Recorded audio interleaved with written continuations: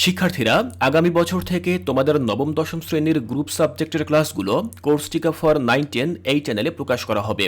তাই নতুন ক্লাসগুলো যেন মিস না হয়ে যায়, এজন্য তোমরা এখনই কোর্সটিকা ফর 9-10 এই চ্যানেলটি সাবস্ক্রাইব করে রাখো।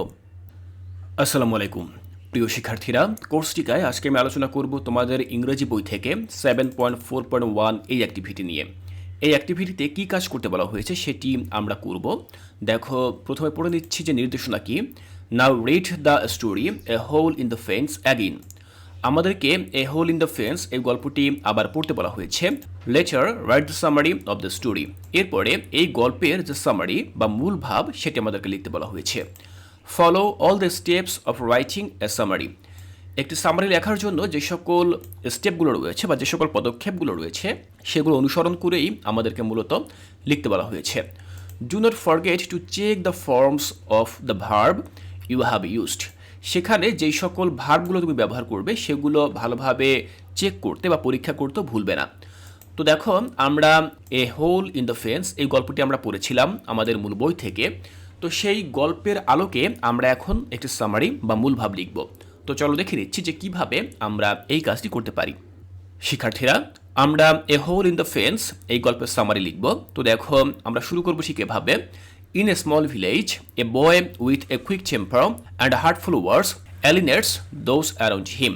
দেখো, ছোট্ট একটি গ্রামে একটি ছেলে ছিল যার ছিল কুইক টেম্পার বা খুব বদমেজাজ, অ্যান্ড হার্টফুল ওয়ার্ডস এবং তার মুখের ভাষা খুব একটা ভালো ছিল না। অ্যালিনেটস শব্দের অর্থ হচ্ছে মানুষকে আঘাত দেওয়া বা কষ্ট দেওয়া। দোজ অ্যারাউন্ড হিম, তার চারপাশে যে সকল মানুষগুলো ছিল তাদেরকে সে তার মুখের কথা দিয়ে আঘাত করত বা কষ্ট দিত। Despite his parents advice two control his anger. তার বাবা মা তাকে অ্যাডভাইস করেছিল বা উপদেশ দিয়েছিল যে তার যে রাগ, সে রাগকে কন্ট্রোল করতে হবে বা নিয়ন্ত্রণ করতে হবে, কিন্তু তা সত্ত্বেও he continues to show his temper. সে তার এই যে রাগ বা মেজাজ এগুলো দেখানো চালিয়ে গেল। সে তার বাবা মায়ের অ্যাডভাইস বা উপদেশ মানল না। হিজ ফাদার ডিভাইসেস এ লিসন। তখন তার বাবা একটি শিক্ষা তাকে দেওয়ার চিন্তা করলো। সেটি কি? Instructing him to hammer a nail into a fence whenever he become angry. তো তার সেই লিসনটি কি বা শিক্ষাটা কি? তিনি তার ছেলেকে ইনস্ট্রাক্ট করলেন, তাকে তিনি নির্দেশ দিলেন লোহার যে পেরেক রয়েছে সেই পেরেক মারবে যখনই কিনা সে রাগান্বিত হয়ে যায়। The boy hammers numerous nail but gradually learn to control his temper.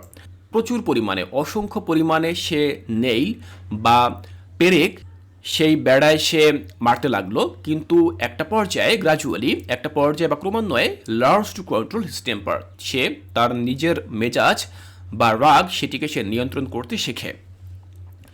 Reducing the number of nails, এবং এভাবে সেই বেড়ায় মারা যে পেরেক মারার পরিমাণ আস্তে আস্তে কমে যায়।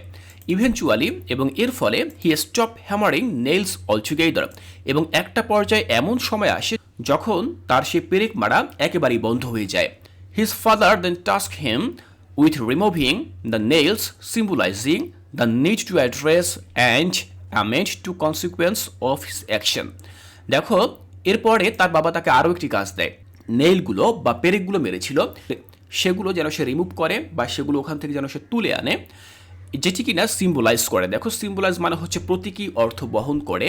The need to address and amaze the consequence of his action, অর্থাৎ সে যা করবে তার ফলাফল ভোগ করার জন্য যেন সে প্রস্তুত থাকে, সেই কনসিকুয়েন্স ভোগ করার জন্য যেন সে প্রস্তুত থাকে, এইটি তাকে বোঝানোর জন্য সিম্বলাইজিং অর্থাৎ প্রতীকী অর্থে এটি বোঝানোর জন্য তিনি তাকে নির্দেশ দেন সে বেড়া থেকে একটি একটি করে নেইল বা পেরেক যেন সে খুলে আনে।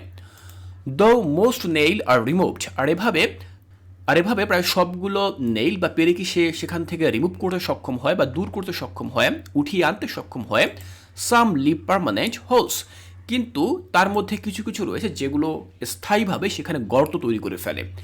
Serving as a reminder of the lasting impact of anger and hurtful words, যেটা কিনা এটাই নির্দেশ করে সেই যে লোহাগুলো সেখানে মারা হয়েছিল বা পেরেকগুলো সেখানে মারা হয়েছিল তার যে স্থায়ী একটা প্রভাব সেখানে পড়েছিল। অর্থাৎ মানুষ যখন কথা বলে তার মুখের কথার মধ্য দিয়ে কাউকে আঘাত দেয় বা রাগ প্রদর্শন করে, তখন সেই খারাপ কথাগুলো বা কঠোর কথাগুলো অন্য মানুষের মনের মধ্যে যে ইম্প্যাক্ট বা যে ক্ষতস্থান তৈরি করে, সেটি মূলত এই পেরেকের গর্ত দ্বারা বোঝানো হয়েছে। থ্রু দিস এক্সপেরিয়েন্স, এই অভিজ্ঞতার মধ্য দিয়ে the boy learns the importance of using words for kindness and empathy, realising the profound impact they can have on others. এবং এই যে অভিজ্ঞতাটি সেই ছেলেটি নিয়েছিল, এর মধ্য দিয়ে সেই ছেলেটি শিখল the importance of using words for kindness and empathy, অর্থাৎ মানুষের প্রতি মানুষ যে কথা বলবে, যেই ভাষাগুলো ব্যবহার করবে, সেগুলো রক্ষা করার জন্য কাইন্ডনেস অর্থাৎ দয়াশীলতা, মহানুভবতা অ্যান্ড ইমপ্যাথি, অন্যের প্রতি মানুষের যে সহানুভূতি, এগুলোর যে গুরুত্ব সেগুলো বুঝতে সক্ষম হয়। রিয়েলাইজিং দ্য প্রোফাউন্ড ইম্প্যাক্ট, এটি উপলব্ধি করতে সক্ষম হয় দ্য প্রোফাউন্ড ইম্প্যাক্ট, অর্থাৎ গভীর যে প্রভাব they can have on others, অর্থাৎ অন্যের প্রতি আমরা যে গভীর প্রভাব রাখতে পারি আমাদের কথার মধ্য দিয়ে, সেটি সেই ছেলেটি বুঝতে সক্ষম হয় এবং এর ফলে সে ভবিষ্যতে আর কখনো কাউকে কষ্ট দেয় না। তাহলে শিক্ষার্থীরা, এ হোল ইন দ্য ফেন্স, এই গল্পের যে সামারি, সে সামারিটি আমি তোমাদেরকে পড়ে শোনালাম। আমি লাইন বাই লাইন শব্দ ধরে ধরে তোমাদেরকে বাংলায় অর্থ সহ বুঝিয়ে দিয়েছি। আমি আশা করছি এখান থেকে তোমাদের বুঝতে আর কোনো অসুবিধা নেই। শিক্ষার্থীরা, এই ক্লাসটির মধ্য দিয়ে আমাদের যে ইংরেজি বইয়ের 7ম অধ্যায়, এটি শেষ হয়ে গেল। এর পরবর্তীতে আমরা চলে যাব আমাদের মূল বইয়ের পরবর্তী অধ্যায়, যার নাম হচ্ছে লাইফ ইন দ্য উডস। এই অধ্যায়টি 8ম অধ্যায়। এই অধ্যায়ে যে কাজগুলো থাকবে, সেই কাজগুলো আমি তোমাদেরকে চেষ্টা করব খুব সুন্দরভাবে এবং সহজভাবে বুঝিয়ে দেওয়ার জন্য। তাই কোর্সটিকায় এর পরবর্তী ক্লাসগুলো দেখার আমন্ত্রণ জানিয়ে আজকের এই ক্লাসটি এখানেই শেষ করছি।